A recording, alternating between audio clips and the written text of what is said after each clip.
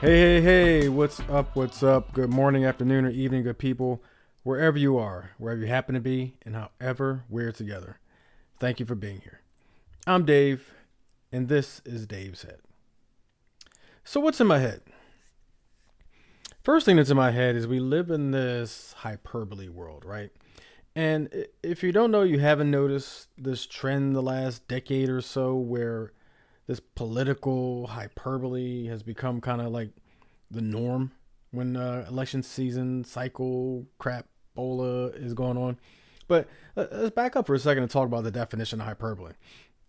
Hyperbole is defined as exaggerated statements or claims that are not meant to be taken literally. Go back a little bit to when Obama was running in 2008. He was known as a socialist and a Muslim, as if Muslim was a bad thing, but it was to a lot of people.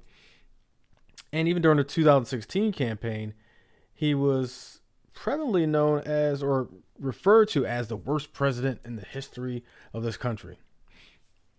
We also know that's not true. But his successor, while he was running for office, used hyperbole exclusively, right?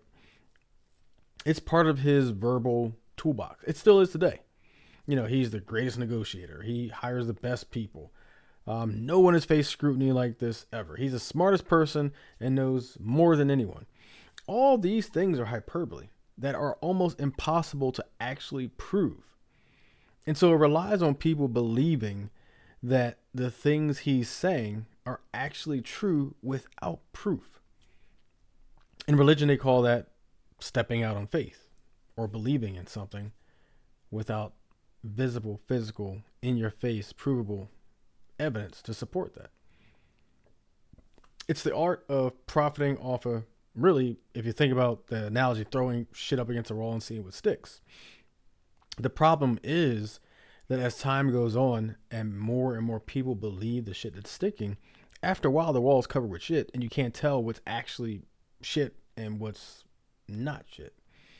And so you just start believing everything. And that's kind of where we are in this day and age, where we have a segment of people in this country and some even around the world, but mostly centered in this country, who believe hyperbole politics. And I don't know if that's a thing. I'm coining it. If somebody uses it, this is probably the first time you heard it's referred to. Hyperbole politics, where you make claims no matter how grandiose or wild or just frankly false they are, but you make them in the most extravagant way. No one has ever faced scrutiny like this. I am the best ever at something. You refer to things in that manner that really cannot be measured, cannot be proven, and subsequently cannot be disproven. Because how are you going to find evidence of something that you can't offer a counter to? You can't prove it, and you really can't disprove it either. And so where we're spiraling into this trouble is that people are beginning to make shit, for lack of a better word, a part of their normal makeup, their skewed mentality. They're actually indoctrinating, not like the big fear mongering that's going on about indoctrination. This is actual indoctrination that's been going on for over a decade, where you believe someone without evidence just because they make it sound good. It sounds plausible because it's not, at this point, really unbelievable. I mean, you got people questioning. Yes, there are people that question whether Earth's round or not. Whatever. And technically it's not round. It's kind of a little ovalish, but whatever. People question whether we've ever gone to the moon. People are questioning whether there's a such thing called space. I saw a picture from some deep satellite that's not around the moon or high enough to picture the moon. And it's high enough and far enough away that it was able to capture the moon as it was passing between the satellite and Earth. And so I saw comments on it where people were saying, if this is space, why don't I see stars? And you try to explain to people that light plays a part in what stars you can see, just like darkness does. However, if the light's too bright where you're at, you'll see less stars. It's kind of like saying, well, why don't I see the sun when there's clouds in the sky? Since the sun's so powerful and so bright, because there's clouds. That's how that works. But we've gotten to the point where we criticize any science at this point, not understanding that science is about updating itself based on new information. We've lost the ability to adapt and adopt and adjust our beliefs based on new information. And it's been cast, science and what science really is. You think about hypotheses and theories. Science has become such a taboo thing. And a lot of it's due to COVID. There's a lot of skepticism about government and things before that. COVID made it so much worse because people profited off hysteria. People profited off their own fears. People profited off so many things around COVID that even just regular science is questioned. Medicine is questioned. Pharmaceuticals are questioned, and rightfully so in many cases. And granted, even medicine should be questioned. You should get a second opinion, third opinion. You should have trusted doctors who provide trusted medical advice. Absolutely. But skepticism just because of skepticism doesn't help anybody either. Again, it comes back to hyperbole. You don't have to prove grandiose statements because there's such a wide variety of skepticism these days that it makes questioning everything easy. Getting back to politics, one of the things I think that's combating some of the effects of hyperbole are actually the youth. If you look at the turnout for the last number of elections, midterms, presidential, whatever, Tufts University actually, their CIRCLE, which stands for Center for Information and Research on Civic Learning and Engagement, published a bunch of stats about this. And they said Michigan, Pennsylvania, New York, and Arkansas, all very similar, were the only states to have a higher youth turnout in 2022 than in 2018. 3 of those 4 Democrats happened to win competitive statewide races for governor and or U.S. Senate. All but one state for which they had data for, Louisiana, strangely enough, had a higher youth turnout in 2022 than in 2014, suggesting a broad trend of increased youth voting over the past decade. Now, why is this important? The younger the electorate, the harder it is for some of these more grandiose, hyperbole, straight liars, to put it bluntly, the harder it is for them to have success in elections. Now, I'm a lifelong independent. I do lean liberal, but I have very conservative beliefs as well. If you had to remove the independent as an option, I would most likely vote mostly Democrat. However, because I actually do my own research, and it's one of the things I preach over and over again every election season, do your own damn research. Don't just go pull a leather. But, can't make people do what you want or what they won't do. The younger, however, the electorate, the more they participate, the harder it is for one party than the other. It's obvious.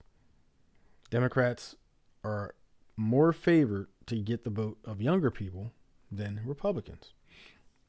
I attribute this to 2 things.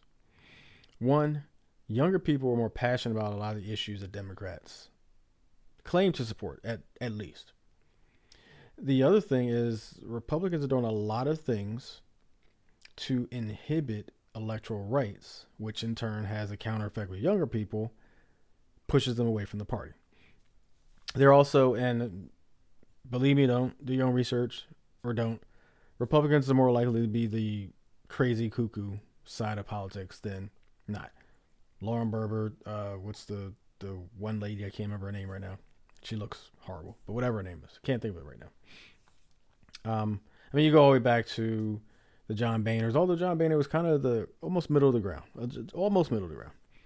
But the younger they get, the more they support Democrats, which is why states like Arkansas, for instance, have completely restricted the ability of college students to use their college ID as a form of identification to vote.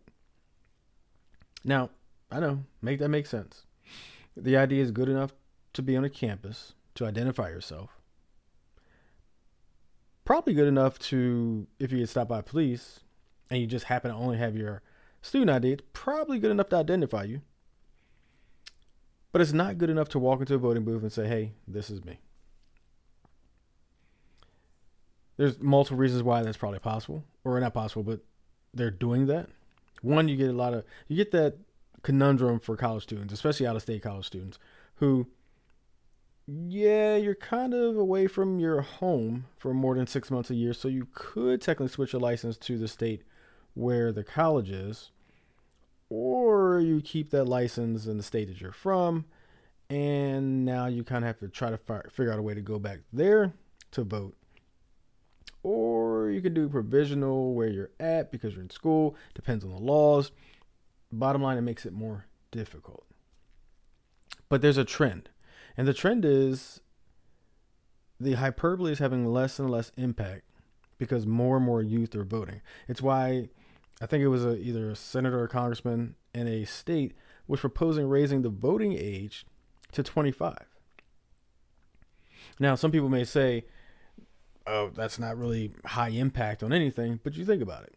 If you take those who should be eligible at 18 and change that to 25, there's 7 years worth of people who no longer have the ability to vote.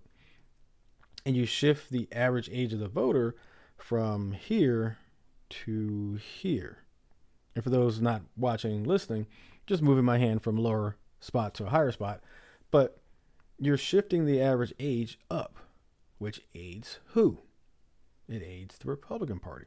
So there's all these gains, the legislator, and there really should be some form of oversight on the way laws are done. And there's gerrymandering that happens, and a lot of times you have to go to state Supreme Courts or even the Supreme Court of the United States to get a lot of gerrymandering reversed. I think one's going on in Texas. I think one's going on in either Mississippi or something like that right now. And so all these different ways that politicians and political parties and local legislators and state legislators and all these other government entities try to manipulate the vote to prevent really one side, whether it's Democrat preventing Republican, Republican preventing Democrat, from gaining too much of advantage. It's the pendulum that swings back and forth. But a big key to that is, how do you get people to believe you want to have the best, you have the best intentions for them? Nobody else does, just me. Hyperbole. Make them believe that you are the best of all time, or you're facing the worst of all time, or that you're the best because they're facing the worst situations ever. You're the only one who can solve their problems. And that's what hyperbole is all about. Tell the most grandiose story ever that a segment of people will believe, and because they believe it, they will vote for you. Hyperbole. And it's not just used in politics. I mean, think of all the areas of life where it's used. You go for a job interview. They tell you you'll never find another company as great as ours. You're dating and there's a guy who's trying to, get with you, or a girl trying to get with you. I promise, baby, you've never met anybody like me. Think about it. Your friends recruiting you to do this or do that, or some financial planner trying to recruit you to do this, do that. I'm the best financial planner in this next 3 states. There's no way to measure that. But it sounds good. But there's no way to measure it. There's no way to say, yeah, that's true, or no, that's not true. Because it's all hyperbole. Next thing that's on my mind is something that's not hyperbole. And it's something that comes around every year like clockwork: fall blues. Every time around this time of the year, I kind of get that dull feeling, right? I've always stated for a long time, August is not my favorite month in the world, although I have a new reason for it to be positive now. But we get into September, and the high temperature for the day starts getting lower and lower and lower before, after a while, you're like, high's going to be in the 40s today. And you're like, well, shit, guess I got to wear a jacket. Well, at least that's me. I mean, I know a lot of y'all wear jackets like 50 and 60. For me, it's got to be like high 30s, low 40s before I start wearing a jacket. But the mornings start to feel more and more dull. You wake up, it's a little bit darker, and then a little bit darker. And then all of a sudden you wake up and it's like pitch dark still and the street lights are still on. Birds aren't even chirping yet. Mosquitoes are still out or whatever they do at night. It's, it's kind of creepy maybe. And although the fall colors are nice, right? Fall colors are nice. When the leaves are changing and there's, different rates of leaves falling out. One thing that sucks about fall though is the leaves that just fall and then you get a rain and they're all stuck. It'll rain hard as hell, but the leaves don't go anywhere. And so you've got to actually do the work to get the leaves and all. It's annoying. But, the fall leaves are nice. Nice colors and all that, but there's nothing like that spring radiance, that first bloom radiance, right? If you compare fall to spring, I'd rather have that blooming spring when things are just first growing in. I have trees very close to me, to my house. And so in the winter, they all die off and I can see straight through in multiple directions and huge distances and all that. But once the trees grow in the spring, it's almost like a wall around my house, which is kind of cool, because I like to walk around naked, just saying.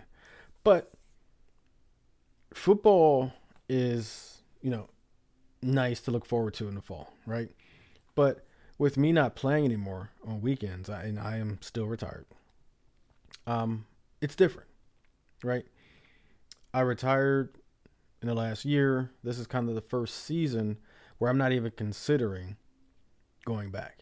And I'll talk about in a little bit where I have this nagging injury that happened after I retired, but it got inflamed again this weekend.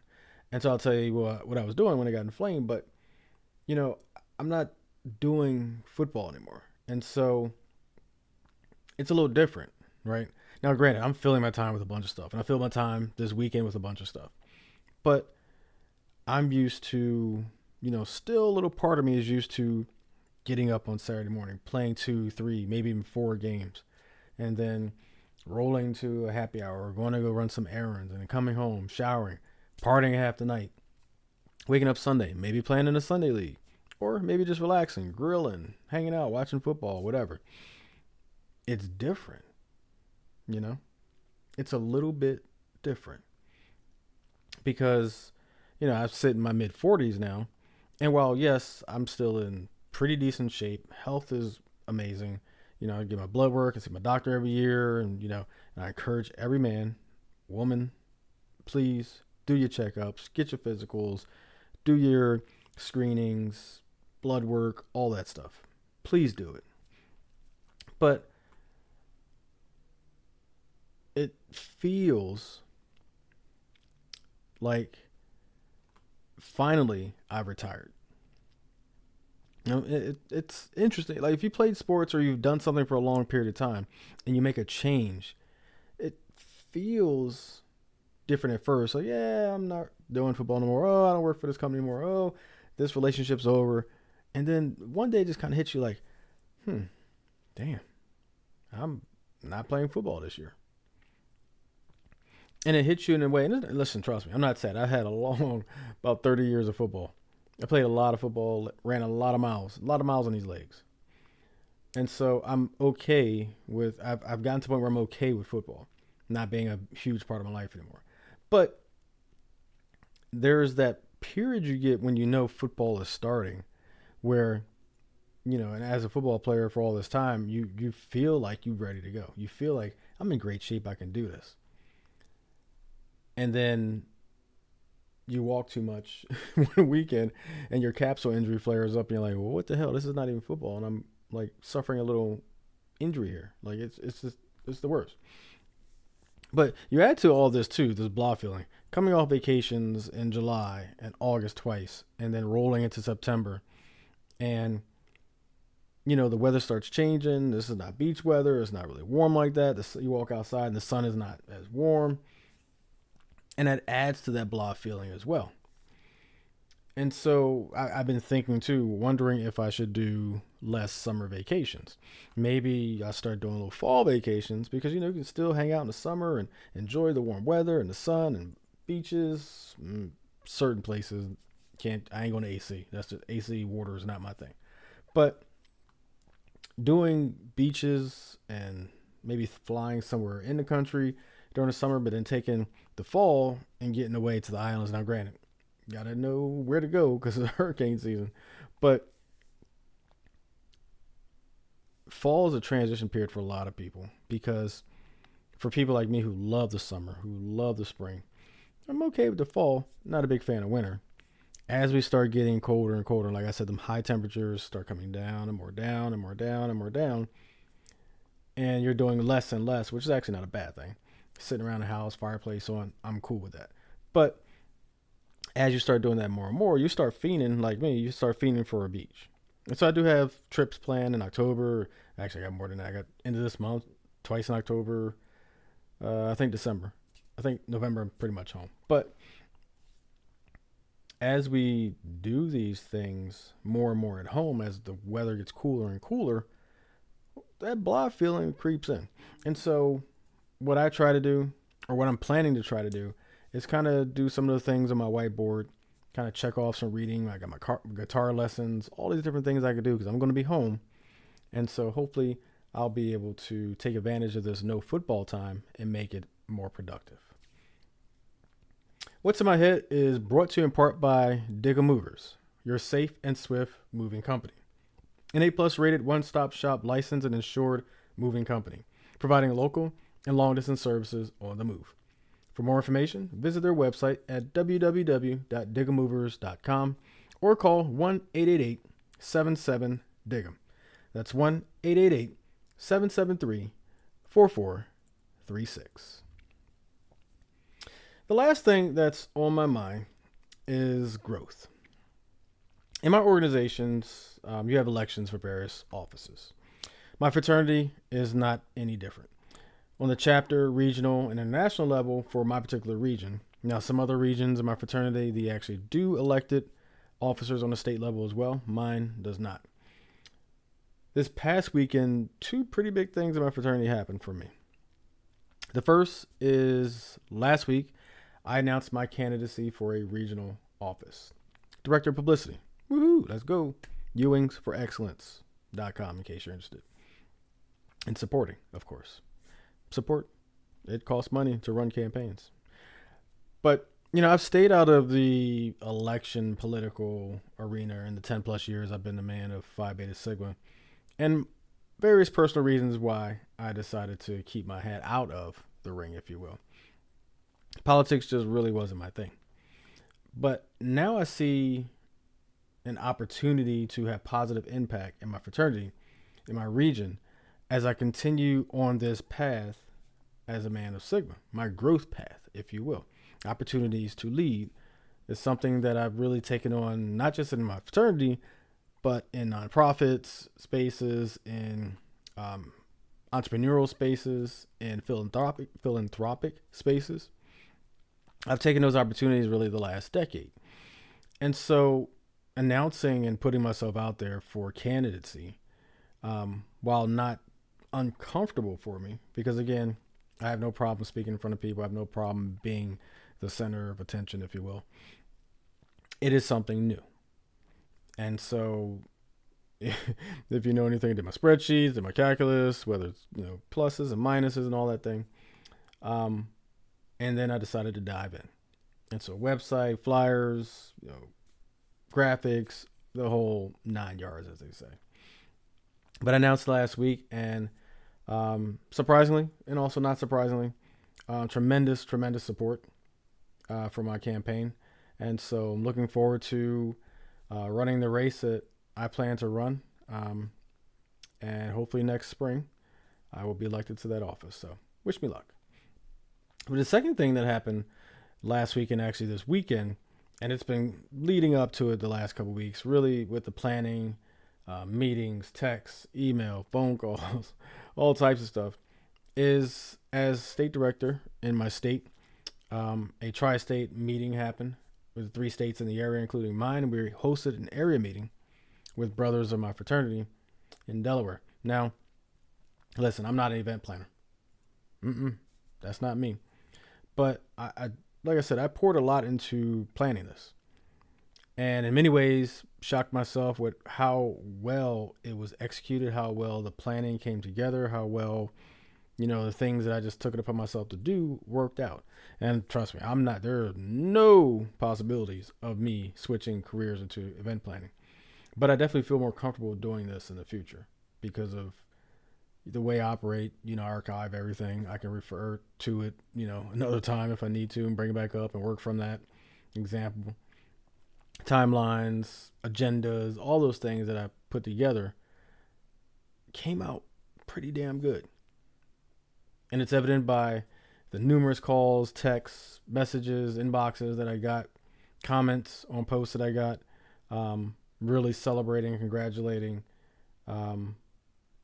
us. And by us, I mean myself, my fellow state directors from those tri-state states, on a really, really well executed area meeting. But somehow, I aggravated my capsule injury. Now, if you're not familiar with my capsule injury is, you have a big toe. Where your big toe, the knuckle of your big toe, if you will, knuckle of your big toe, where that flexes underneath of it, the ball of your foot, if you will, there's a capsule there. There's a sac that has ligaments and muscle and tendons, all really comprised in that one area. Help your toe move, help stabilize it when you run and step. I've done the Google research. Somehow I injured it a couple months ago. Took a bad step. Maybe it was kind of lingering the whole time, and just that one bad step really set into an inflame mode. And so for about a good week or two, I was in bad shape. It was tough for me to walk. I was in a walking boot, all the stuff. Well, after coming out the walking boot, went to Houston, went to Bahamas, went to Jamaica. It was good. And then somehow this past weekend, whether it was me just walking around, buzzing around, carrying things, standing half the day, Saturday, who knows? My foot back to inflamed. Now, not as bad, but inflamed. Tough for me to walk. I'm keeping cool temperatures on it all day to keep inflammation down, get inflammation down. Popped a, 800 milligram yesterday, popped a pain and muscle and pain pill today. Just worrying about inflammation, making sure doing the same things, not to extreme that I had to do last time, sticking my foot in a bucket of cold water, not doing that. But it is difficult to walk with. And so we'll see how it improves and if I'm going to step up my treatment game tomorrow or not. But I talked about fall and not playing football anymore. Absolutely. I miss it. But if you saw me walking around yesterday, you see there's probably no way I'm playing football anytime soon. Limping, sore, tired, exhausted. Me in bed until 11, 12 o'clock, whatever time it was. Doesn't happen. It happened yesterday. So for those who may think, oh yeah, he's going to play. Not going to play. But that's what's in my head. So FortuneBuilders.com has an article entitled Real Estate Entrepreneur versus Investor. What are the differences? In the article, they define what is a real estate entrepreneur, the differences between entrepreneur and investor, and they also discuss the top 4 characteristics of a great real estate entrepreneur. They say becoming a real estate entrepreneur doesn't happen overnight. It's a continuous process that requires daily use and attention. And they give 4 characteristics that make for a good real estate entrepreneur. And so I'm going to talk about those 4 really briefly. The first they say is they possess an entrepreneurial mindset. Now, I'm going to quote them for a second. Far and away, the most important quality a real estate entrepreneur has is the right mindset. Now, I don't think that just singularly applies to real estate or investors, or entrepreneurs. I think if you're going into anything, if you're going to play football, you got to have the right mindset before you can do anything. You have to be willing to work hard. We'll see about the other ones that they talk about. But in order to do anything, you got to have the right mindset that you actually want to do something, do it well, and not waste your time. As I've said on this podcast many times, my biggest pet peeve is wasting time. Secondly, the mentality to never stop learning or pushing forward is vital to overcoming challenges and obstacles. Think about this as an entrepreneur. You're putting out money, you're putting out time, you're putting out your talent and hoping for a return that's worth it. ROI, as some people refer to it. So in order to get to that point where you're happy, successful, satisfied, or that plateau before the next plateau, you've got to push through the shortcomings, the challenges, the obstacles, all that stuff. And again, comes back to the mindset. The second thing they talk about is they've committed to attaining a real estate education. It's going to be a long quote here. A proper real estate education can provide a solid foundation for investors to build off of, including a working knowledge of the industry, as well as the insight to see if they're headed in the right direction. In addition, a real estate education can help investors mitigate risk, produce more opportunities, earn a better return on investment, boom, ROI, and even establish a more efficient network of contacts. Being committed to that education means this network you're building, these real estate properties, commercial, residential you're building, all these things, you're going to be learning on the job. You're going to be learning from people who are seasoned. And so you got to be willing to educate, or be educated, I should say. The third thing they talk about is they build partnerships and teams. This is another one I think crosses a lot of spectrums. Even as a podcaster, and I'm going to talk to my guest shortly about podcasting as well. But even as a podcaster, I'm a team of one, post-production, editing, social media. We're not going to talk about it. It's painful sometimes. But I do have people, a support team, if you will. I don't have a development team or post-production team or anything like that, but I do have a support team. So I rely on them. But partnerships and teams, and they talk about the steps to building a successful team. Self-evaluation, understanding what you need, right? You can't just go out there and build a team if you don't know what you need. Examining your needs.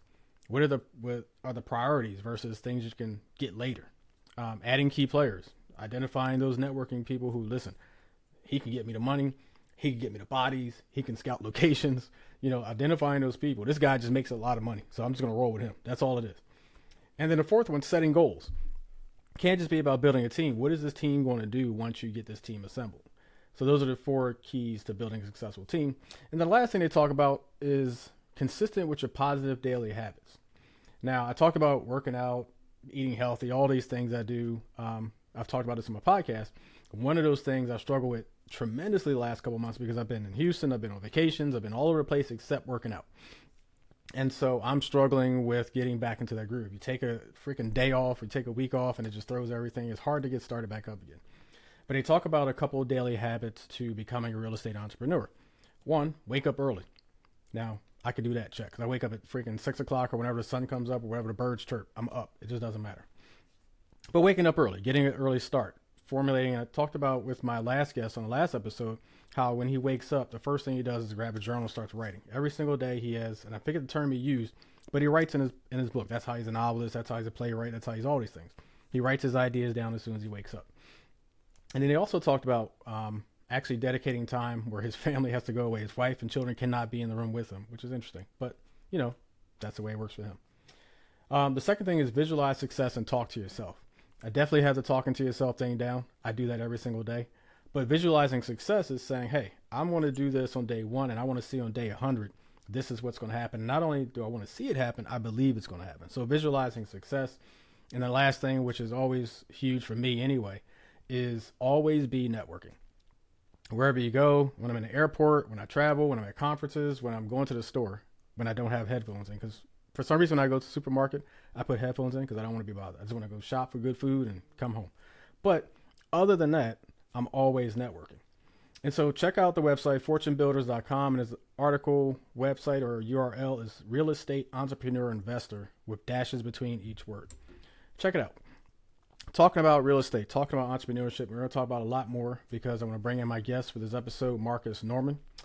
Let's talk about him real quick. He is a native of St. Croix. When I first saw this, the first thing that popped in my head is my ADP, who brought me into my fraternity, who unfortunately passed away last year. He was born and raised in St. Croix. So very familiar with it. And actually, I made a promise to him before he passed that I would go visit his home native land at some point in my life. So big fan of St. Croix and definitely looking forward to checking it out. He is a Navy vet, one of my best friends in the Navy, so 2 for 2 so far. CEO of a real estate investment firm and property management company based in Virginia that manages over $330,000 in assets. That's pretty good. He's host of a podcast called Gentleman Style Podcast. Love the name, GSP. It just rolls off the tongue. We're going to talk to Marcus Norman. Marcus, welcome to Dave's Head. How's it going? Going great. Thank you for having me on this incredible show. Thank you for making time. I really appreciate that. Thank you for inviting me. No problem. I'm sorry to hear about your friend, man. My condolences. No, I appreciate it. Chaka was his name. Like I said, he was born in St. Croix. He came over. Apparently, he won some basketball game in St. Croix, some famous basketball game. I think he hit the game winner from half court or something like that. They told all these stories after he passed, and I talked to some of his high school classmates and all that stuff. But yeah, he was a very, very close friend of mine. Unfortunately, cancer took him last year. Actually, took him last year 3 days from now. So we're coming up on a 1 year anniversary of him passing. So it's kind of ironic. When we booked this a long time ago, because I booked up my whole year very early. But when we booked this whole time, I didn't look at, background and all that stuff literally until about a day or two ago. And so that's when I made the connection. So it's pretty cool that you're born and raised in St. Croix. Absolutely, it's a small island. Again, we're good people, man. So have you visited? I have not, but that's like I said, that's a promise I made to him before he passed, that I would take an opportunity to go visit. I've never been to any of the Saints, Thomas, Kitts, Croix, none of them. So definitely want to make the trip. Absolutely, absolutely. Well, again, thank you for being here. Thank you for honoring me with your friend. I hope I live up to the name. I appreciate it. I appreciate it. So before we get started, as I always like to do with my guests, I like to have them introduce themselves because I never do it justice. So take a moment and tell the people who you are, what you do, and what you're about. So what I'm about, what I do a lot of different things. As you mentioned, I'm a podcast host. Gentleman Style Podcast is a podcast similar to this, where I come and I interview guests and experts, professionals in various industries. Typically, the industries that we are not doing well. And so the extension to the podcast name is Gentleman Style Podcast, God, Family, Finance, Self. And so there's a lot of things that can come under those umbrellas.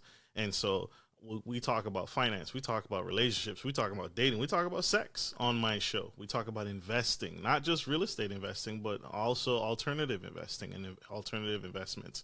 I'm a real estate investor myself. So as you mentioned before, and growing and right now the market is kind of crazy, but podcast host, I just branched off into the cannabis industry. And so that is my latest venture, but multi-talented, overall entrepreneur, investor, and just multifaceted. I really do a lot of different things because I like to learn. I like to grow. I like to I'm constantly reading and learning and developing. And I think if you're not learning, you're not growing, you're dying. And so I'm a student of entrepreneurship as well as a mentor and a coach. Gotcha. Yeah, we're going to dive into a bunch of those things that you mentioned. I'm fascinated. So you mentioned you're learning as an investor, but you manage $330,000 in assets. Talk about that real quick, and we're going to jump into my first question, but talk about that real quick. So I started with house hacking. Everyone's familiar with that, which is where you live in the house that you own and you fix it up and you rent it out to other people. Typically, this is done with duplexes, triplexes, fourplexes. And so I started that way. That was my first kind of venture into the game. And what it was is I bought a home, a property, and I was seeking advice because that first house that you buy is always scary, right? And so I asked some friends, like, what do I do? And the best advice I ever got was to buy a duplex. Buy a duplex, live in one unit, fix it up, work on it, save the money, and then rent out the other side. And so that was the best advice I ever gave. And I took on that advice and I did that. And I have done that continuously over the years. And so if I could leave your audience with any kind of advice, your first home, if you're not married, if you're single, if you can stomach it, because in this day and age, there's kids, there's families, there's a lot of people living with families. So house hack, start off small and grow big. I know that goes against the Grant Cardones of the world. That goes against the 10X plan, right? Go big or go home. It could really hurt you if you go big too soon and too quickly. And so learn yourself, learn the business, learn the industry. One of the benefits of starting small and starting with a duplex like I did was that it allowed me I did my own property management. So I was the one doing the contracts. I was the one learning the laws of my state. So as you mentioned, I'm in the state of Virginia. And so I had to learn the applicable laws in Virginia in the state that I live in and reside in and manage rental property. And that can be different if you try and go about, long distance landlording. That can create its own problems, its own difficulties. So I started locally and I started with the duplex and went from there. And I learned the business. So when I started to grow, I obviously needed to hire someone. So I hired a property management company to assist me with the management of the properties. But it has helped me because the conversations that I have with the property management company is a bit more advanced because I know what it is they're doing because I've done it, if that makes sense. Okay. And so having that experience, having that groundwork, that foundation helps to steer the conversation as to what to look for in a property management company. Gotcha. So you kind of touched on two of my questions already. But I want to come back to the house hacking and talk about the biggest concern with that. Like you said, first thing that pops in my mind is bad tenants. Is that the biggest concern, or is it the neighborhood, or is it a combination, or it's something completely different? The biggest concern for me at the time was, yes, bad tenants. I screened, when I first started doing it, I was property manager, I was screening everyone. Now, that can look very different because I was next door. And that's when I first experienced the difficulties of experiencing bad tenants. Tenants tend to hide a lot of things when they know you're right next door to them. And so living in that duplex and you're next door to them, they tend to not misbehave as much. Doesn't mean they're not going to misbehave, because when you come and do those walkthroughs, when you're coming and checking on maintenance items, or they put in a maintenance request or they're having issues, it's next door. That also led to other problems because I was next door. They are harassing me, right? It's almost like it became a bother. It's like constantly knocking on the door. Hey, we got this issue, or hey, this light bulb is out. Like stupid stuff, just waking me up. First of all, if your light bulb's out, you better go to the store and get some damn light bulbs, replace that light bulb. Right. But, okay. Right. And people want the hotel treatment without the price. And so as I grew, I realized I need, and one of the biggest changes for me is when I first had a tenant, and she was much older than me. I'm a young man. She was much older than me. And she felt almost embarrassed because here's a younger man who's owns the building and is responsible for my livelihood. And so that bothered her, and it bothered her husband because she was married. So you have two older folks who are in their 50s, 60s, and are renting a home. And to see a younger man that they're having to pay rent to bothered them, emotionally. Yeah. And so that's when I realized I need to incorporate a property management into my real estate, because when people see me to collect rent, they have an attitude. And so I got a company involved to do the rent collection, and that has streamlined and minimized a lot of the issues that I faced being a young landlord. And so that's another tidbit. That's another piece of advice. Hire a property management as soon as you can, because people don't like when and I swear to God, I never really looked down on people or treated people any less. But I am the owner of the building, right? And it got to the extreme. It's my stuff. You're in my building, and they and almost to the extent they didn't want to believe me because I was so young. I was so much younger than them. But people will project their flaws onto you, right? So they feel a kind of way that I'm, 50 years old and I don't own a home, and this man he owns 2 buildings. How? That's not right. And that really plays on the ego. And so to remove that, I just hired a property manager to do the rent collection for me, who's in their age group. And so, and she's a woman. So a lot less attitude, a lot less mindset behind it, a lot less ego, and haven't had a problem since. Now, property managing companies to a lot of people says overhead, right? Added cost.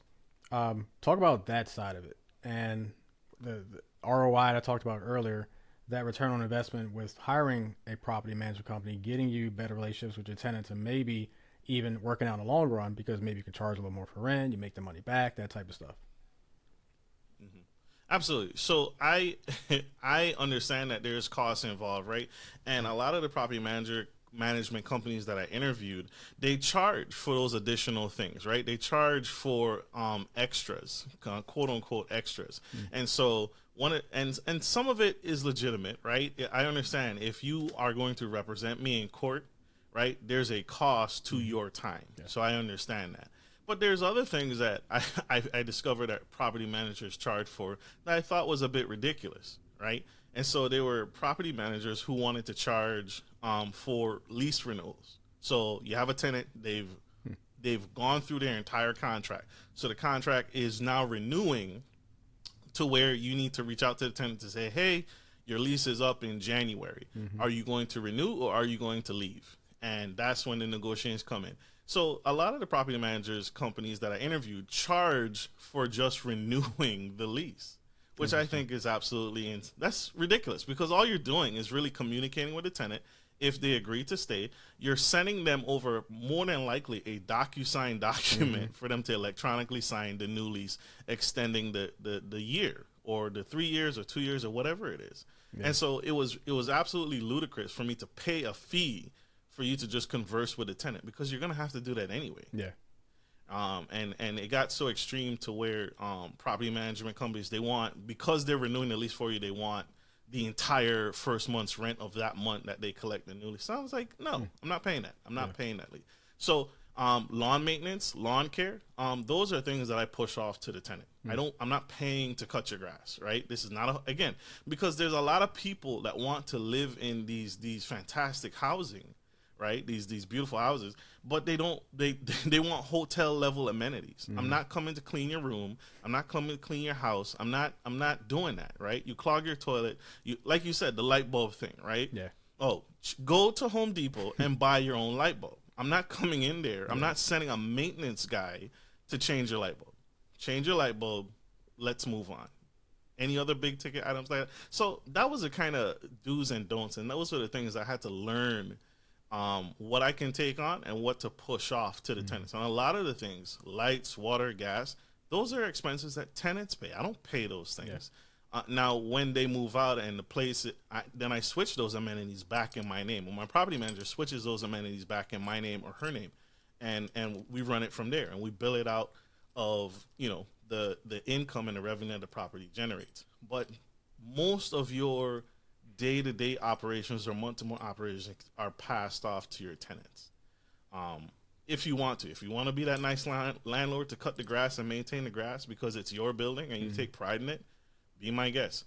But it's not a must. It's not an expense you have to take on as a landlord. So I hope that answered your question. Yeah, absolutely. And the last thing on the real estate I'll say or ask is talk about a not common or not widely known cost of owning properties that you rent out. A not common cost. So a not common cost was, I had that same duplex I own it today. That duplex, it had a really bad flooding, a flooding incident. I'll call it a flooding, but basically the toilet clogged in one unit. The lines are intermingled so tightly that the lines between the duplexes, because it's a side-by-side unit, the lines between when one side clogged, the other toilet clogged just because. And so that was a ridiculous expense because it flooded one side, and very nasty. So raw sewage is coming up through the toilet into one unit, and that clog is now causing the same effect to happen on the other side. So we quickly had to isolate the main line to the house to cut off all the water, so then we could backtrack and figure out where the clog was in the line. But it caused both sides to flood.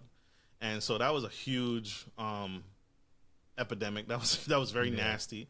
Had to get some restoration in there, had to get some cleaning out there. More than, it wasn't just, hire a janitorial service and come in there and wipe everything down.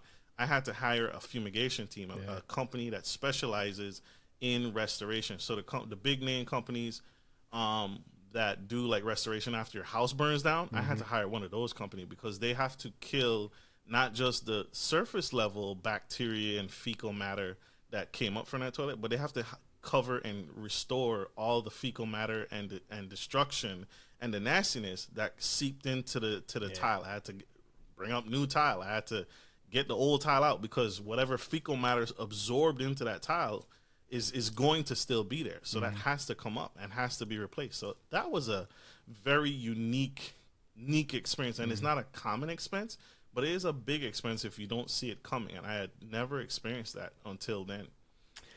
Another expense was my utilities was not connected to my building. The meter to my house, to my duplex was a block away down the street. And the meter, it was crazy because they were billing me. I was receiving a water bill from the city, and I'm like, why am you sending me the bill? The tenants are staying here. And what it was is the city was reading the wrong meter. My meter was actually down the block. Hmm. And so because the water bill didn't make any sense when I would look at it.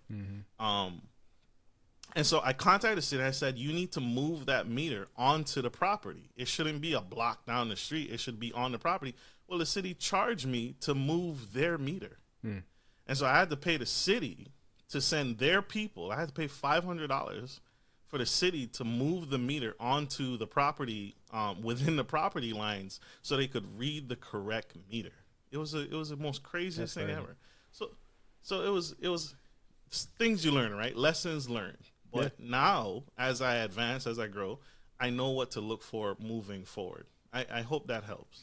Yeah, I'll say I apologize to any listeners or watchers that get queasy about that stuff. And I actually apologize for what I'm about to tell, this story I'm about to tell, because a little fun fact for you. My old house, I used to host Thanksgiving, Christmas, New Year's, whatever dinners. I love to cook. And so I had a bunch of friends and family over for Thanksgiving one year.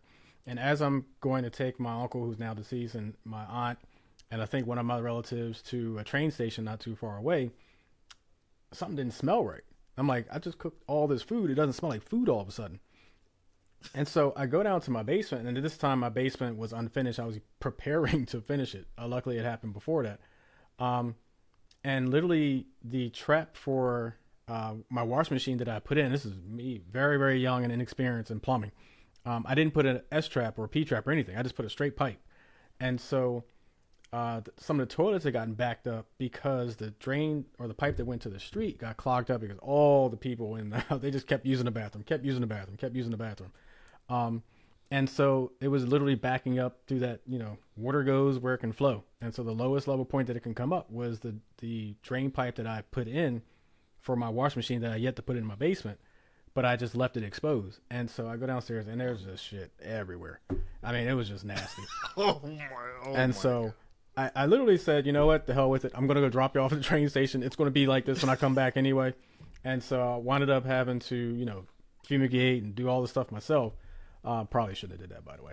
But cleaned everything up, and I put in an S-trap in, and that prevented that from happening in the future.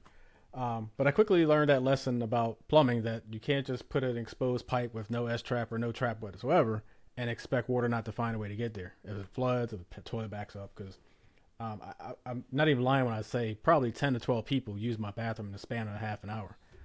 Doesn't say anything about my cooking. My cooking was great. It's just, listen, it comes, it goes. But yeah, listen, there's smells that happen in life that you can't forget. That's that smell. And probably about 4 or 5 years later, my toilet in my basement, now this is a finished basement, was not flushing because my ex at the time was using those baby wipes, and she thought she was using disposal ones, but she wasn't. And so, of course, it backed up into my pipe. Everything's flowing just extremely slow throughout the house. And so I take the toilet off, and I got a snake, and I'm just pulling like mounds and mounds of this stuff out of the pipe. By myself, by the way. She didn't help. But by myself. And it's just me and just crap all over this bathroom. And every time I'm pulling the snake out, you get to the end because you don't know when the tip's coming out. And it's just spinning around. It's just smacking me in the face, smacking me everywhere. It was just disgusting. Absolutely disgusting. Okay, let's get past that thought. That was trauma. That's trauma. Did y'all hear the trauma that came out? It's definitely trauma. That scars. Yeah. That scars you. That really does. That smell. That's a smell that I will never forget, ever. But let's shift a little bit to something a little less messy and disgusting. Well, maybe not. You invest in ATMs. Something that you do as well. Talk about that, because it's actually something I've looked into, very, very minuscule wise, but I've looked into it because explain that, and my explanation for it is, you set a machine somewhere, people use it, you get paid for it. It's that simple, but complicate it a little more for me. Absolutely. I will do my best to complicate. So the ATM business is not a complicated business. It was a business I got into after I had reached a certain point of comfortability with the real estate. As most people experience or have, if you've ever looked, real estate has a very high to barrier entry. And so in order to get into real estate, you have to pay that down payment. You have to pay some things to get into real estate, to own a building. And so when I grew to a certain point and I was comfortable, I said I wanted to diverse. I didn't just want to be all in on real estate. And I literally put in a Google search and I said, what can I do with XYZ? I have XYZ dollars. What can I do with it? And the first option came up is start an ATM business. And so research, bought some books, did some YouTube University, did some reading, and I I learned about it. Found some mentors in the space. Found a reputable Facebook group that nurtures other ATM investors, and I think from like I'll never forget this. I was dating a young lady at the time, and I had mentioned it to her, and then 30 days later, I had ordered, delivered, and installed my first ATM. So that's how quickly I move when I find something. Yeah. The ATM business is a very unique business. It can be a very high dollar return on your investment on a machine that has about a 10 to 15 year lifespan. And so it's a long term play. It's not an immediate cash wealth, right? But let's break down the average ATM. So average ATM charges about what, in this day and age, $2 to $3, right? That's not exciting to most people. $2 or $3 is not going to move the needle for most people.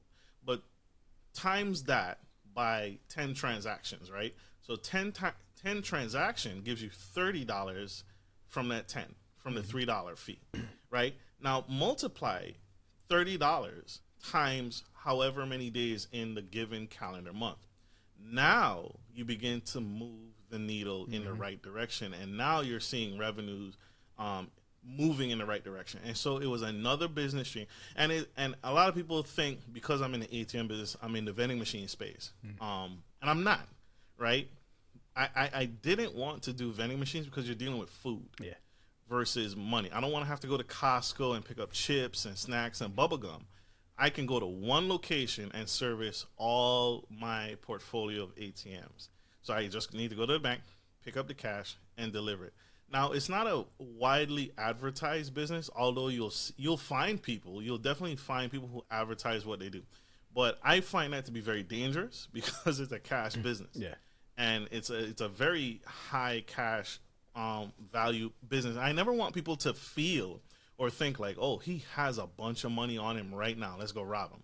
And so I very seldom publish my movements or what I'm doing, and you just got to be conscious of that, right? Even if when I one day aspire to get married again, right, I really want to be careful with how I move and what I'm doing, because of the industries I'm in. And so very unique business, very applicable business model. I've been doing it for about, I want to say 8 years. 8 years now, and it's doing really well. Despite the introduction of cryptocurrency, despite blockchain, despite all the other things, people still, depending on where you place them, people still need cash from time to time. Yeah. And I guess part of it is, the research, looking at areas that are ATM deficient or busy places where maybe a second ATM might work in the area or something like that. So if you don't mind, where would you, and you can give me a range if you want to, how many ATMs are in your portfolio of ATMs? Currently there's a portfolio of about 15. Okay. So 15 ATMs that I manage and maintain, and they range from, I have gas stations, I have gambling houses, I have barbershops, I have specialized apartment complexes. I used to do events, right? That's the big ticket one-day events, right? I used to do events, but events got stopped, put to a halt when COVID happened, right? Nobody was really doing gatherings. And so there's still that ramp up. I'm open to doing them again, but I just have to wait and see. But event spaces are really big ticket items. You could make several thousands of dollars in a day if you can land an event space. What I see happening now is a lot of people leaving the industry, including myself, and I think as you grow as an investor, you want to level up. And I think most people they assess an asset, gain the asset, and then they just stay right there. But at one point, I was looking to sell my portfolio because I want to do something else. I want to expand. And that's what you see on Shark Tank. That's what real investors do. They take an investment, it makes them their money, they get their money back. And now, what's the next big play? And so, but the ATM business has served me. And also, when reaching out to people, to potential buyers, they lack the capital to buy a portfolio of 13, 15 ATMs. Yeah. Most people don't carry that much money. Yeah. So I've just maintained it because it doesn't hurt me to keep it, just like the real estate. Yeah, and just for a reference, $30 a day times X number of days times 15 ATMs, that's the growth that you're talking about. Yes.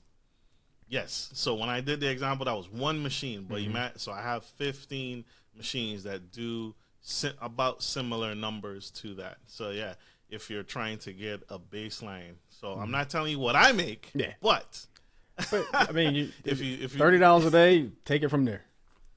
Right. Take it from there. Right. You want to have 10 machines, 20 machines, 50 machines, you can guesstimate how your growth could be based on where the machine's located, the population, the foot traffic, all that stuff. And like you said, if you can land an event space, that will probably blow out of the water the regular machines you have sitting around in places. Yeah, it's a really great space. I don't have to sit there like all the other vendors who have like pop-up trucks, and an ATM is a very passive business once you prime the pump, because it's your cash in that machine, right? And so it's your cash. You pay for the machine. I don't lease any of the machines. All the machines I bought cash. And so there's no debt on the machines. And so all the profits is straight profit to me.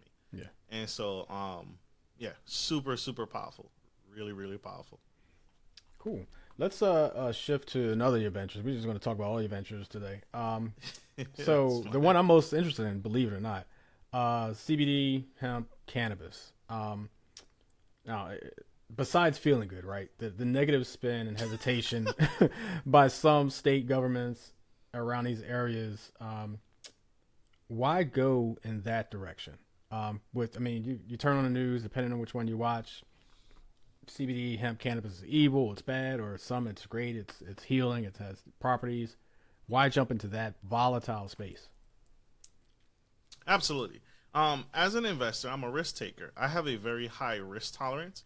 Unfortunately or fortunately, depending on how you look at it.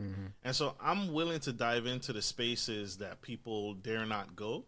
And even now, when I'm trying to, I've landed my first location, trying to expand to other locations, there's a lot of resistance, right? Because people are misinformed. They don't know. They don't know. They're scared. They're unsure. And so even when growing and finding new locations to supplant more operations and build out more operations, the people are just scared. They don't want to do business with me. They're fearful that the government is going to switch up on them. I don't have that fear. I don't live by that life. So I got into the cannabis industry because I watched the trends, right? I watched some of our celebrities, right? You look at the Beyoncés, the Jay-Z's, the Curtis Jackson, the 50 Cent, the P. Diddy. All these pioneers, all these well-to-do people are buying up cropland. They're buying up farmland. The Bill Gates, they're buying up farmland. Well, why is that? Why are they expanding into this industry? Right? And so I tend to follow trends. It's a growing trend. California has shown the business model. California, when they legalized marijuana consumption, and the introduction of the Farm Bill, which allowed us to sell CBD and hemp-based products, those two things in combination is the catalyst to what I feel and what the companies I partner with feel is the future, right? It just takes time. We are the Netflix when Blockbuster was still around. So that's what this is. It's pioneering a new industry that hasn't really caught on fire yet, but it will because of the track record. And just like you said, there's the benefits of feeling good, but the CBD side of things is the health-based side of things. So I am able to partner with this company because we don't just focus on getting you high. That's never been the focus, which is the THC aspect. CBD is the health aspects. Yeah. So I help people, the products in my store, my business, help people with insomnia, pain, right? If you're a long time sufferer of pain and you're being hurt, you got a sports injury, you got an accident many years ago, you got back problems, you have insomnia. There's a lot of people that are not sleeping, right? And so that's where the CBD aspect comes in. And so I have natural, holistic products in my store that can help you with some of the everyday problems that we're living with. And that's why I invested in it. That's why I feel it's $1 billion industry and it's here to stay, right? And the other aspect of me investing in this industry is because the company I partner with, they do a really good job of being transparent because it's still new, right? There's a lot of everyone's still trying to figure this out. No one is really kind of finalized. This is how it's going to be handled, and this is everyone is kind of just making up as it go. And so the company that I partner with utilizes blockchain technology and age verification technology to help organize an AI, artificial intelligence. They also use artificial intelligence to help the consumer understand what they're buying and what they're putting in their body. And all those things in combination, I feel are superior to the market and have the potential, as well as the owner. I interviewed him on my podcast, and I talked to him. I have his direct cell phone, and so we talk from time to time about where we see this going. And he sees it, I see it, that there's a big future ahead for cannabis. And so it's at the forefront. We're pioneers in this industry because no one's really doing it to scale yet, but you see the trends. You see our celebrities doing it. So we got to follow suit. We got to do it. So that's why I got into it. Gotcha. And I'm going to go reverse of my 3 thoughts that I've had brewing or stewing since you started this answer. First thing is you checked off like 5 things, ailments that I have. Back injury from college football, insomnia every once in a while. Like I said, when the sun comes up, I'm up, or birds chirp, I'm up. I'm just one of those light sleepers. Unless I'm really tired and then I sleep, you can't shake me awake. But second thought is, I like how you started this by saying you have a high investment tolerance, or risk tolerance, excuse me. Because I associated that with me saying I have a high pain tolerance, which I really do, which circles all the way back to CBD for that. But focus on that for a second. Your high risk tolerance. Has that ever got you in trouble? Or is it just you've gotten, your risk tolerance has gotten higher and higher as you've been more and more successful with each venture? So it's a curse, right? So out of all the businesses that I've started and I've co-founded or founded, I've had one failed business. And that business failed because of the partnerships. I made a bad partnership. The business itself was a solid business. But who I partnered with was not on board and wasn't a good match with who I am and what I aspire to be. But every other business I've ventured in has been successful and is still in play today. And so I make it a point to not invest in businesses that will fail, right? I don't. It's a little Nostradamus, but okay. Well, you hear that, right? You hear that. A lot of people say, "Oh, if you don't have what's Trump's famous saying? If you don't have, he's had 11 failed businesses. I don't believe you should have to go through 11 failed businesses to strike oil, right? I think if you do your due diligence, you partner with the right people, and you put enough capital behind it, I think most businesses will succeed. But what are you willing to do? Most people start businesses, but they're actually hobbies. And they're unwilling to burn the bridge in order to progress in that business, right? There's a lot, and COVID exposed a lot of this, right? I now you go on Facebook, Facebook Live, you see your grandma selling jewelry, right? Etsy, right? Making jewelry, making masks, face masks. COVID exposed a lot of people's entrepreneurial spirit inside of them, but they're still not willing to burn the bridge and burn the boat and attack the island. So they're still kind of dibbling and dabbling. When I go into something, I go all in. I recently had the pleasure, like I said earlier, I'm an avid reader. So I had the pleasure of reading Curtis Jackson, 50 Cent's book. I didn't even know he had a book.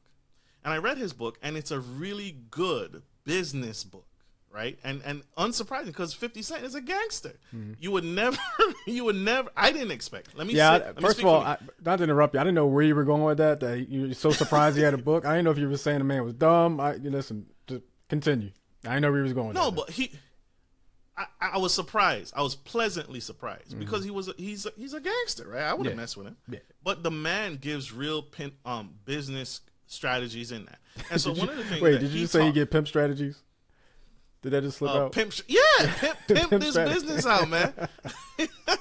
He's teaching you the game. He really spills a lot of tea in that book, and so it's really powerful. And so what I learned from that book was that when 50 Cent invested in vitamin water, right, he put his whole heart into vitamin water. He didn't just give him some money and say, go forth and do good.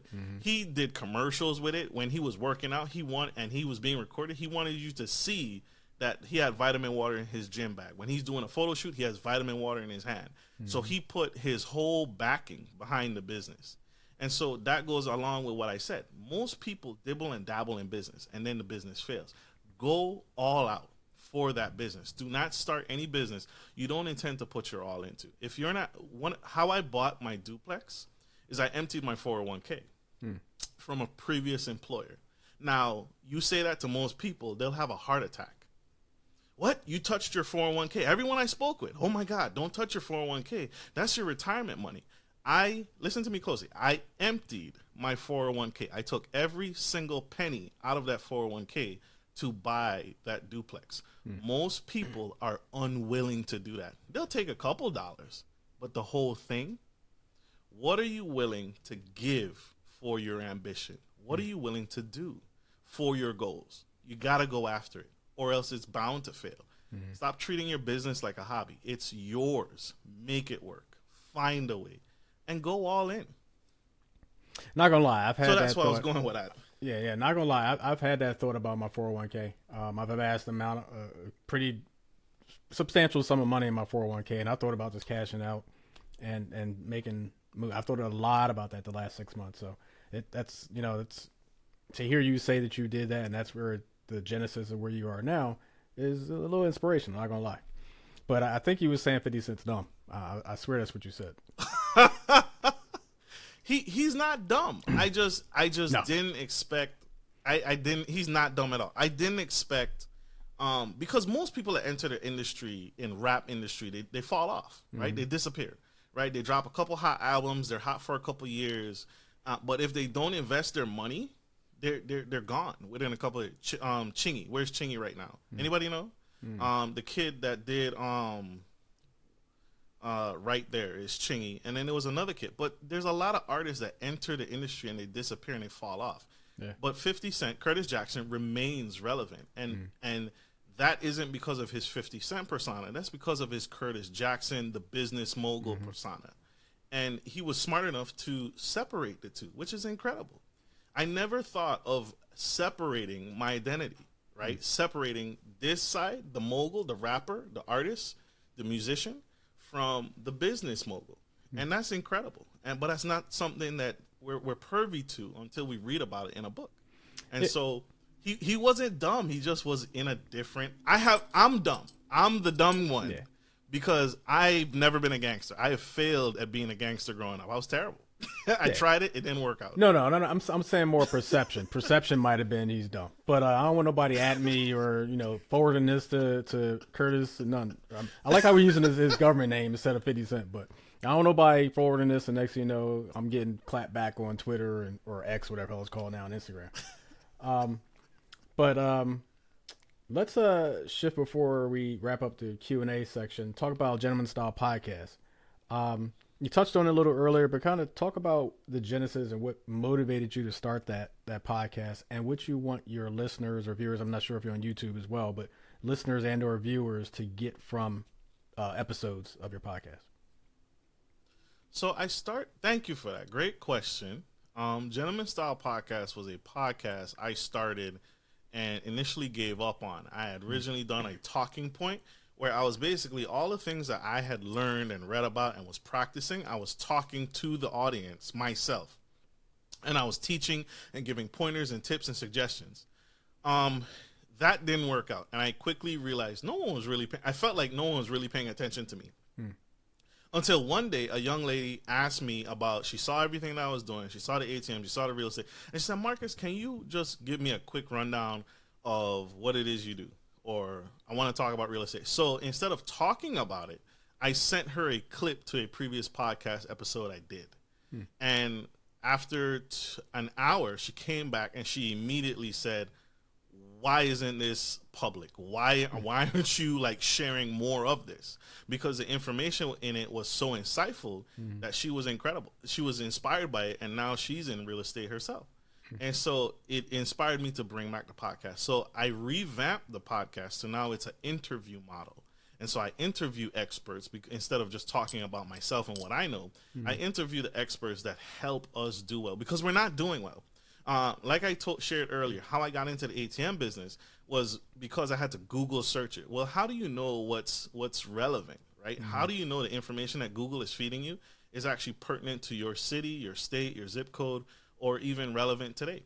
Yeah. And so I brought a podcast that encompasses the things that we need around real estate investing, small business investing, ATM investors. I brought all these unique experts on the show to share and what they do and how they do it and how you can do it too. And I've done the work for you so that you don't have to do the Google search to get into real estate like I did. And so it's a single location, it's a single point where everyone can go and get knowledge, get a baseline knowledge, but you're also getting connected to the expert of that particular thing. I've interviewed experts that talk about real estate investing. I've brought on experts about ATM investing in a fleet of ATMs or starting your own ATM business. I brought on experts around sex and relationships, right? I've brought on all these different experts, how to have better sex. Why are you not having sex? What causes a man to cheat? All these different things. The most interesting one I did was alternative investing, and I've really kind of want to bring this front and center. When you mentioned that you have considered emptying your 401k and investing on your own, you really could, because that's what I do today. I no longer invest in any 401k by any employer, and I do all my own individual investing. And so I think people are capable of investing on their own with their own money. And you will find, if you really dig deep and you tune into my show, that you'll find that it's in the age of technology and information, you could earn higher earnings investing your own money on your own. Yeah. So take a quick snapshot of what I did.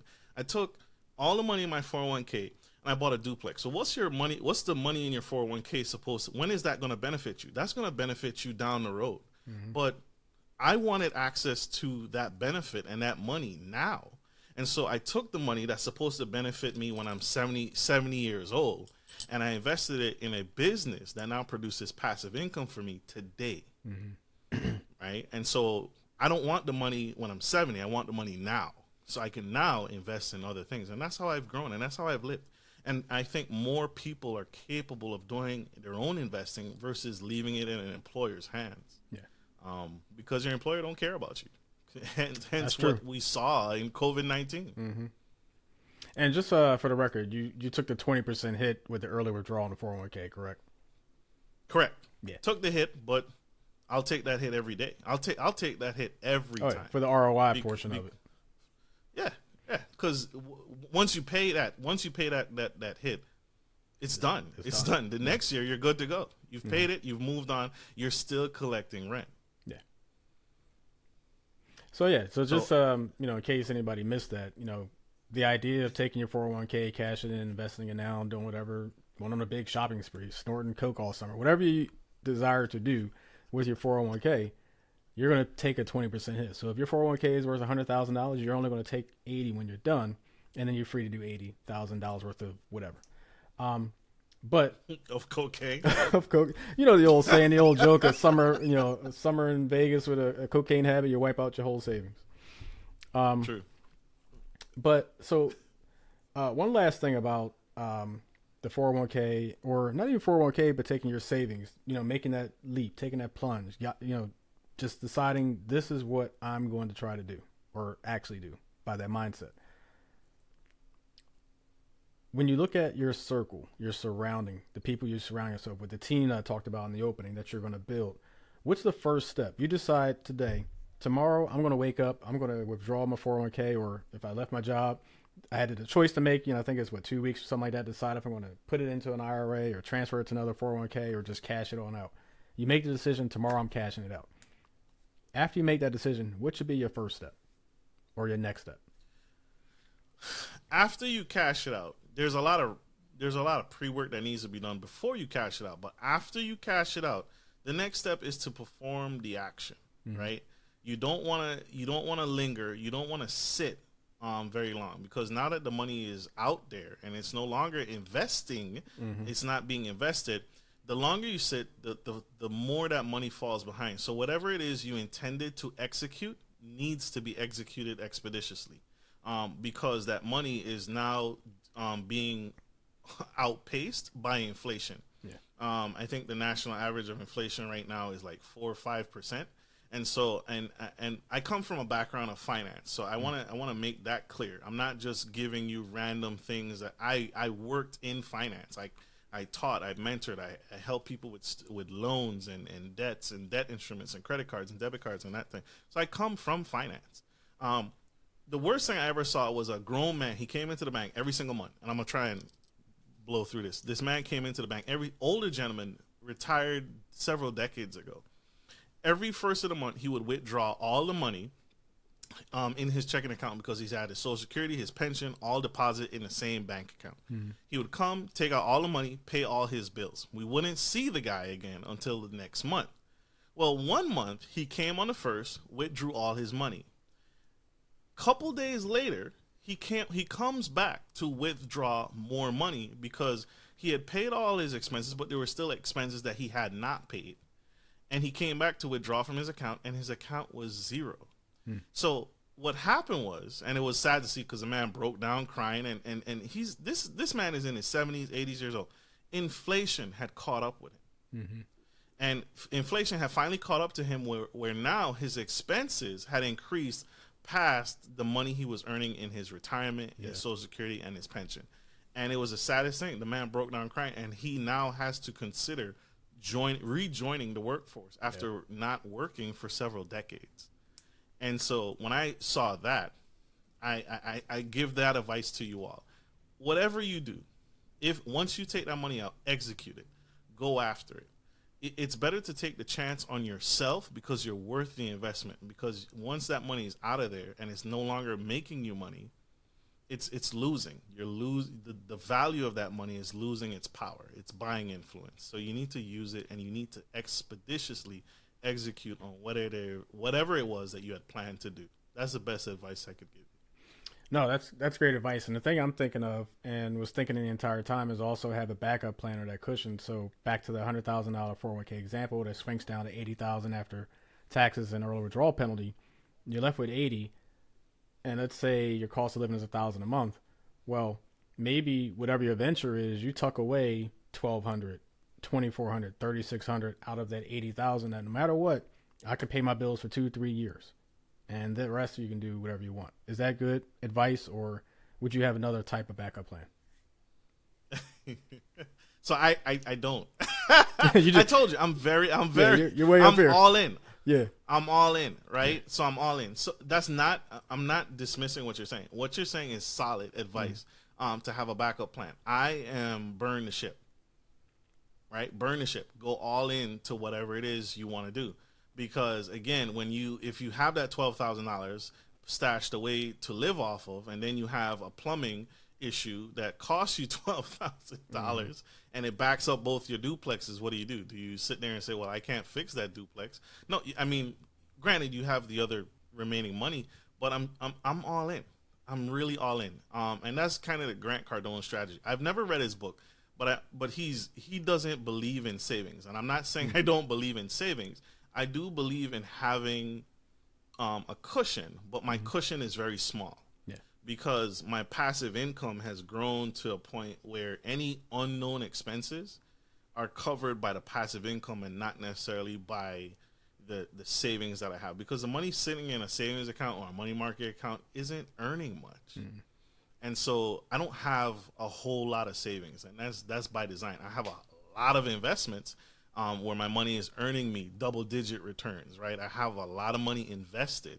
And so when people are like, "Can you can I borrow money?" Well, let me look at my investments and let me look at my passive income streams to see when I'll have it for you. And it's not because I'm a bad money manager. It's because a lot of my money is tied up. For example, we discussed the ATM business. A lot of my money is tied up in ATMs because that money circulates, right? That's not money. I can't walk up to the ATM and just take out the $5,000 because now that $5,000 isn't making me any money. Yeah. So that's me.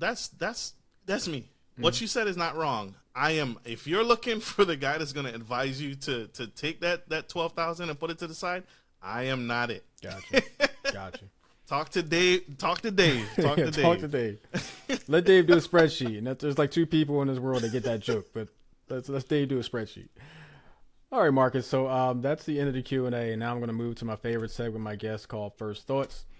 First Thoughts is brought to you in part by SRE Solutions, simple solutions for complex problems. For over 15 years, SRE Solutions has provided today's solution to prevent tomorrow's problem. SRE Solutions will provide you effective, efficient, robust, and reliable business intelligence, application and website design, and PC support services.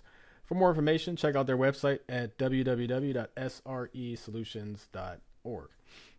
So Marcus, first thoughts, plural, is a thing I do with my guests where I offer you a word or a phrase. The idea is, what's your first thought? For those who are tuning in or watching on Spotify or YouTube for the first time, like I always say, shame on you, but I'm happy you're here. I don't offer the first thoughts to Marcus because obviously that would ruin the whole notion of first thoughts. So Marcus, are you ready for first thoughts? I am ready. All right, I used to like to start with a softball one, but I think this might be a little more complicated than I anticipated. We'll see. First thought is investment scams. What's your first thought? Research. Research. You don't want to get scammed. They do exist.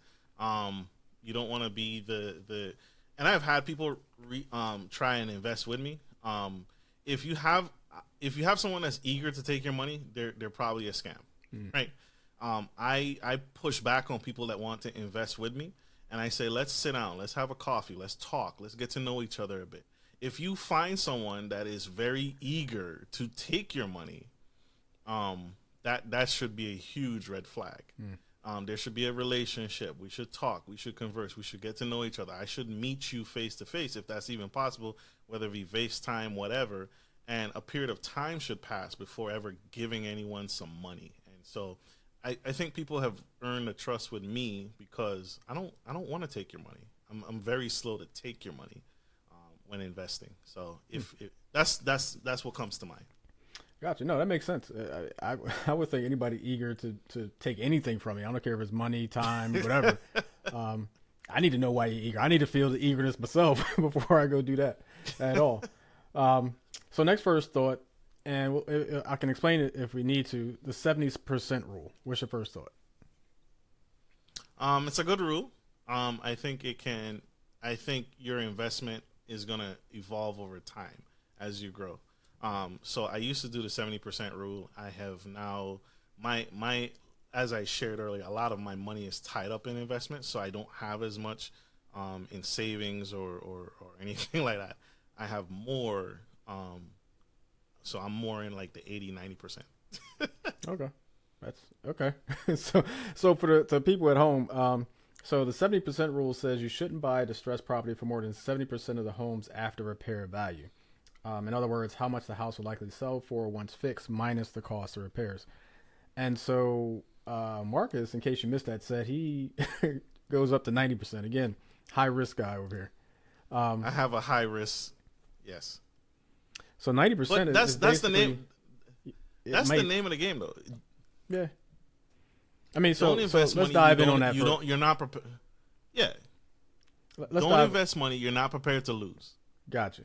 Let's dive on that for a second. So you buy a property, total cost to fix it or repairs is say $90,000. You sell it for $100,000. You're perfectly fine with that, just to have $10,000 profit. Correct. Now, because that's I agree with you. I didn't have Exactly. So one of the things I was thinking of when you said that was, what if that property is in a neighborhood that's being developed? or is growing. And so where That's it. now you could take that 10,000, buy something else that's undervalued, and now you're in position. So that's where I was going with that.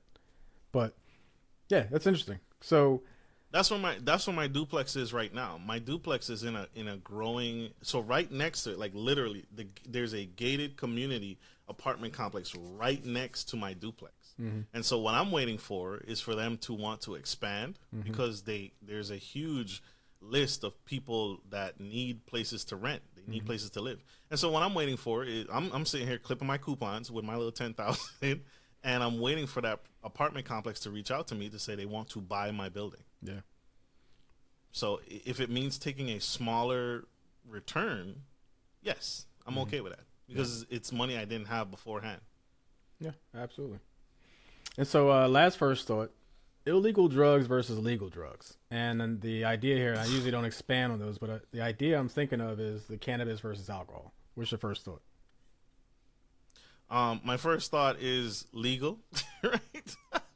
Legal. Always go for legal. I don't consume illegal drugs. I don't play in that market. Like I told y'all, I was a terrible gangster. I would not do well selling meth, right? You'd look at me and I'm already, I'm squealing. I'm telling you. I'm telling on everybody. Gotcha. All right. But that's why I went into the cannabis business. So, go for the legal businesses. Go for the vetted business. Before I invested in the cannabis business, with the large sum of money that I did, I took baby steps. It took at least 5 years before I actually stroked that check. Mm-hmm. And I wanted to make sure everything was above board. I wanted to meet and talk with the CEO. I wanted to ask questions. I wanted to get to know this industry to make sure that we're compliant, we're legal before I write this large sum of money to you. And so always go the legal route. Do not dive into any illegal stuff. If you do, have an exit plan.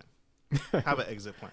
Yeah. Right? Don't try and do this for the rest of your life because that's nowhere to live looking over your shoulder like that. There's plenty of legal ways to make money, so you don't have to stay doing the illegal stuff for very long. Yeah, one of my favorite lines is "Ain't no such thing as halfway crooks." If it's not your life, don't try it. Right? True, very true. I like that. that. Yeah, if it's not your life, don't try it. Now, if you want to be Curtis, go ahead and be Curtis or be 50, whichever one you want to be. But it ain't your life. Don't step up to the plate. Know thyself. Yeah. Well, the first notion from being a good investor is being aware of yourself, your needs, that type of stuff. If you're not gangster, don't step into a gangster world. Same thing. Yeah. Facts. All right, Marcus, that's the end of First Thoughts. But this season, we're turning over power to my guest before we wrap up in a segment called T.O. First Thoughts. Now, it's the brainchild of, I used to say my friend, now I can say my girlfriend, Tia, who came up with this idea. And the idea is giving my guest the opportunity to twist and turn and throw it back on me by offering me a first thought. So, Marcus, if I were to say, give me a first thought, what would be my first thought? First thoughts. Okay. What's your first thought on investing? Do you think people should stay secure into a 401k, or do you think people should empty the 401k? What's stopping most people, you think? My first thought when investing in general is frustrating.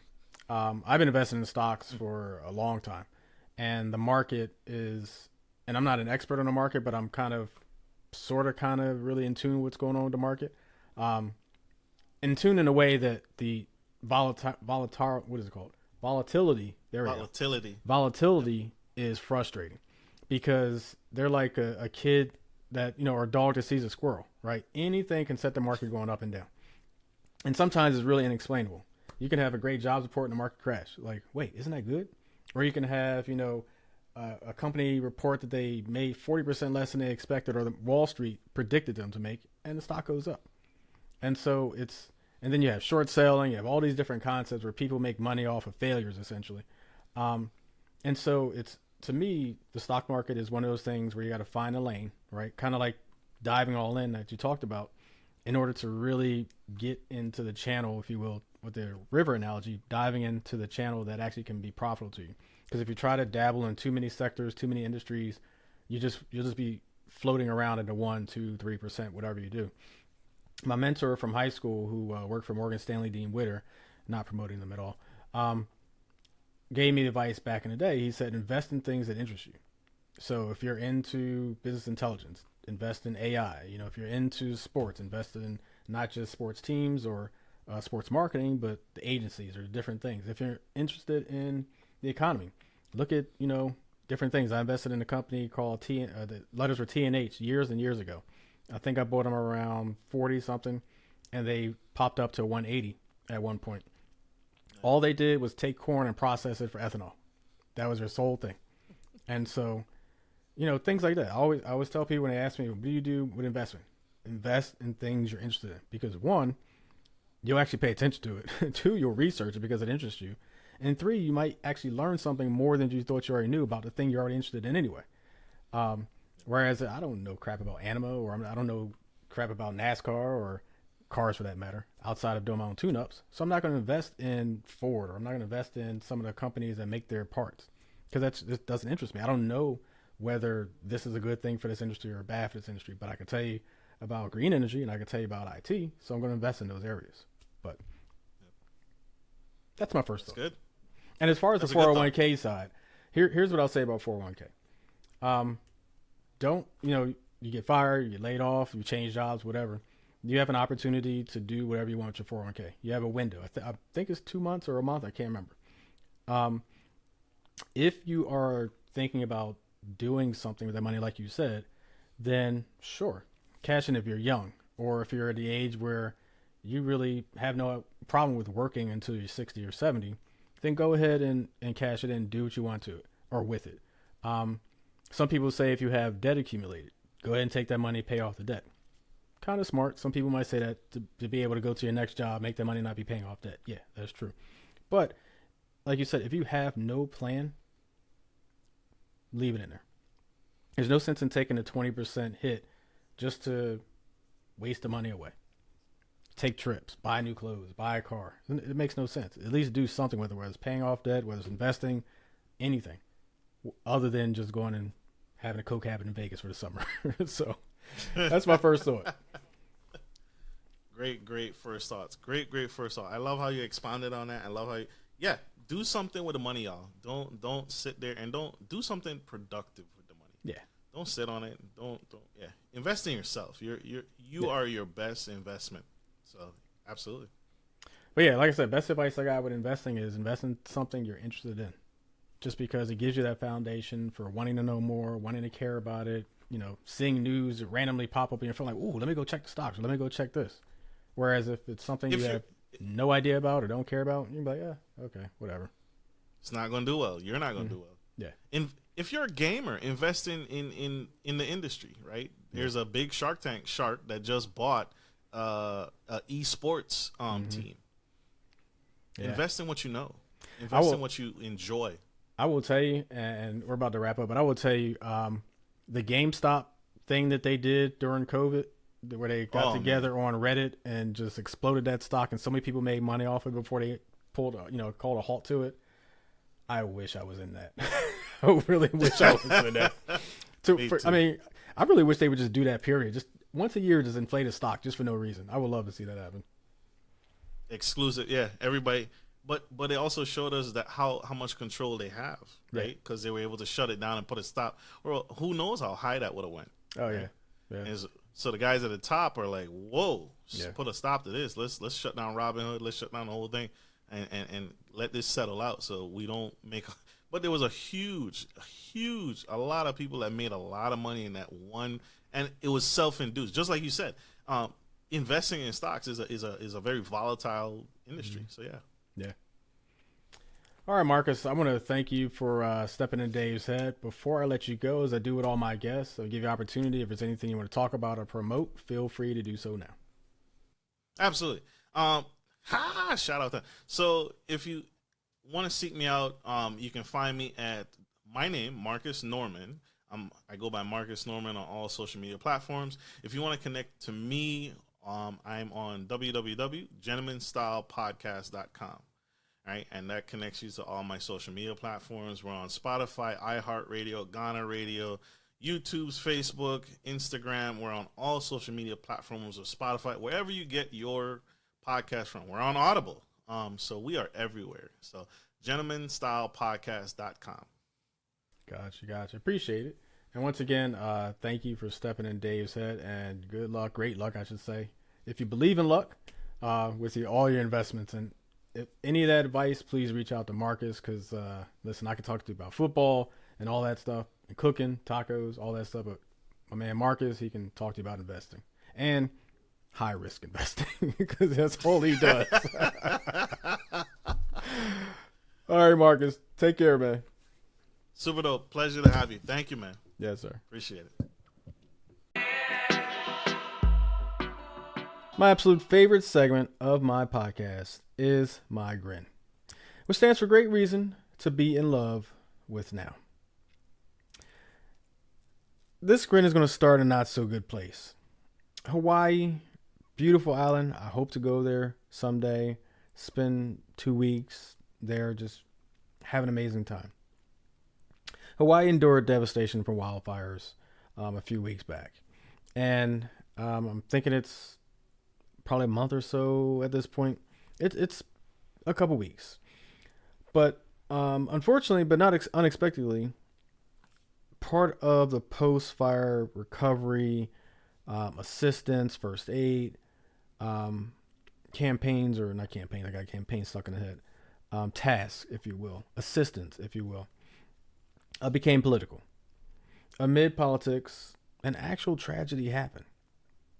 Exclusive of politics, a tragedy happened. And even with politics and negativity around that and the frustration of getting aid to that island, there were some really, really positive stories. And I actually want to share 3 of those stories as my GRIN for this episode. The first is something that literally looks Photoshopped. This 100-year-old house, this wooden home, pretty much stood untouched, surrounded by everything being burnt around it. I mean, scorched to the earth around it. Everything around it lied in ruin. But this one house that stood in solidarity, if you will. Interestingly enough, when they interviewed the couple, they said during renovations, they installed commercial grade steel roof. Don't know if that had anything to do with it. In my head, I'm thinking steel roof. It kind of makes it like an oven or a furnace. Would that be good or bad for this situation? But clearly the house is still standing. Some experts believe their decision to put, what's it called? Lava rock or riverstone, riverstone around the exterior of the house actually is what saved the house, because everything within 5 feet of the house was not combustible. And so, I mean, you still think about it, 5 feet or no 5 feet. I mean, fires jump 100 feet with the proper wind. And so now this house did back up against water. So right up against one side of it was a good amount of water. And then everything around it was houses and wood and all that. But the miraculous thing of seeing this house survive amongst the ruin, and literally only that house survived in that area, is pretty cool. For that owner, of course. I mean, for the rest of the houses, it's tragedy and it's sad. But the couple said they hope to use their home that survived as a community hub for other people trying to build there, which I think is very noble. I mean, there's so many stories of local Hawaiians doing things to try to help post-fire in the community, donating this, donating that, taking people in. There's a lot of good that's happening. We'll get into some of those stuff in a second, but there's so much good happening in the midst of tragedy. That's what you like to see in these types of situations. Because if your community is unwilling or incapable of helping you with the ability to do so, that says a lot about the community and the people around you, which sucks. The second thing I want to talk about that's pretty positive, and it's kind of it's interesting. So I don't know the ages of everyone listening and watching, but I grew up with a product called Spam. I can't tell you what the acronym stands for. Succotash, pork, and mackerel. I don't know. But Spam is made by Hormel Foods. Hormel Foods owns the Spam recipe and they distribute Spam. They are sending 265,000 cans of Spam which is a canned meat product, to the island. Now, when I saw this, the first thing I thought is, I mean, it makes sense as a canned product. It's got a lot of sodium in it, probably to preserve the food inside, and so it makes sense when you have a disaster type of situation that you have something like this where you could literally pop it open, crack it open, eat it directly because that's the product, and you don't have to worry about it going bad rapidly like if you sent lettuce somewhere or an avocado. Because my damn avocados keep going bad in my house for some reason. Another topic for another day. But what I learned from research is that Hawaii and Hawaiians love some spam. And so doing the research on this, I found that spam in Hawaii go back to World War II, where it was served to GIs. And then after the war, spam was adopted as part of the local culture. And so you have things like fried spam classic and rice became a popular meal. You have other items like spam fried wontons. What? Spam fried wontons. Now, I've eaten wontons before. I've never thought to have spam inside of it, but apparently it's popular in Hawaii. And there's something called spam musubi, which I believe is kind of like spam sushi. For what I saw, it's black leaf with white rice and then a spam inside, like a strip of spam inside. But these are all delicacies in Hawaii. Who freaking knew? That would be almost surprising as you telling me that what are those sticks called? I can't think of those sticks called. Slim Jims were a delicacy. Do you remember Slim Jims? But yeah, spam is a staple in Hawaii. I mean, go figure. And so 265,000 cans of spam, which I'm guessing is a ton, no pun intended, but it's a lot of damn spam. But it's a cool story to see some organization, company, food distributor taking a product like spam, which is capable of sustaining, like I said, off the shelf for a while, and sending it over. Would love to see those like bean companies, like Roll That Beautiful Bean Footage, whatever that commercial is. They send something like that. Or sending some, the dry powdered milk. Listen, I grew up not always rolling the money. I remember powdered milk. I remember I had to add sugar to it to give it some sort of any type of flavor that worked to go down my throat. But I remember powdered milk. I would love to see companies ship a bunch of milk over there in the form of powdered milk. But that's the second story I want to talk about. And the third story I want to talk about is actually the most touching to me. And so there's a woman named Lonnie Williams and her mother, beautiful name, by the way, Sincerity Merkovich. Now, Merkovich is not a beautiful name to me, but Sincerity. Like, Sincerity is just a beautiful name. Just Sincerity rolls off the tongue. Anyway, they've lived in Hawaii is a historic town by the name of Lahaina. And when the fires broke out, fires are all around them. They jump in the car and they attempt to drive to safety, only to find themselves stuck in bumper to bumper, not moving anywhere, traffic, and almost immediately fire catching up to them and starting to surround them. And so, fearing literally they want to burn to death and die in their car, they decide to get out and climb over a nearby seawall into the ocean to escape the fire that was approaching. The problem was her mother, Sincerity, does not move well. And so trying to use a walker to get towards the seawall wasn't working. And so a complete stranger came out of nowhere and came to their aid. This guy by the name of Benny Reineke told the mother, Sincerity, to lean on his back so that he can carry her over the seawall and into the water. And so Reineke carried Sincerity on his back over the seawall and then stayed with her and her daughter in the ocean water for over 8 hours. Over 8 hours in the water while they waited for the fire to burn everything up and burn out, basically.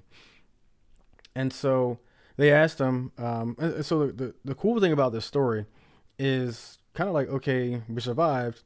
He just kind of got them back up and went along his way. They lost contact with him.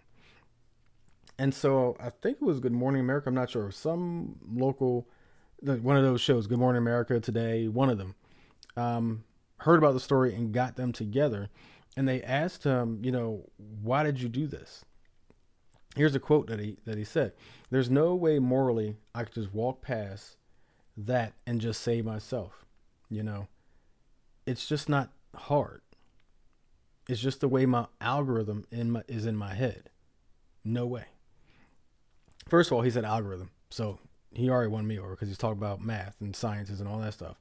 But it's the moral side too, because a lot of people claim to have the moral high ground and all the stuff that's going on in the world today. You're attacking this and hating that because of morals.